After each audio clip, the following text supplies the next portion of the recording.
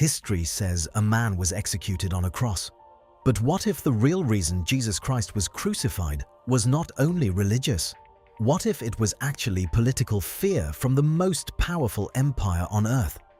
To understand the story, we have to travel back 2,000 years. At the time, the land of Judea was controlled by the mighty Roman Empire. Rome ruled millions of people across continents. Their secret to power was simple: crush rebellion before it begins. Anyone suspected of challenging Roman authority could face the empire's most brutal punishment: crucifixion. The man responsible for maintaining order in Judea was the Roman governor Pontius Pilate, and during his rule, something unusual began happening. A Jewish teacher began traveling through villages and cities. His message was radical. He spoke about love, forgiveness, and a coming kingdom of God. People believed he healed the sick. Thousands started following him. His name was Jesus Christ. For ordinary people, he represented hope. But for authorities, a growing movement around a charismatic leader could be dangerous. History had seen revolutions start exactly this way. Then something happened that shocked the city. Jesus entered the Second Temple, the most sacred place in Judaism. Suddenly, he began overturning the tables of money changers. Coins scattered across the floor. Merchants shouted in confusion. Jesus accused them of turning a holy place into a corrupt marketplace.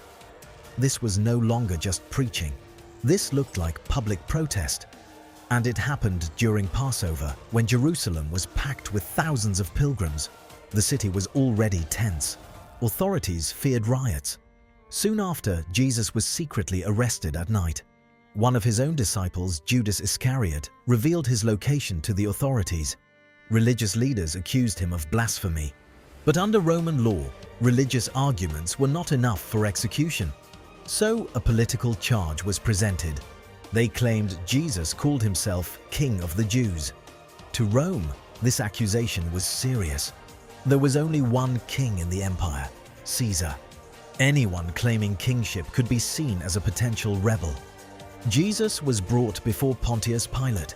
Pilate faced a difficult decision: release him and risk unrest, or execute him and maintain control. He chose the empire. Jesus was sentenced to crucifixion. Above the cross hung a sign. Rome believed the execution would stop the movement, but history had other plans. Followers of Jesus began spreading the message that he had risen from the dead.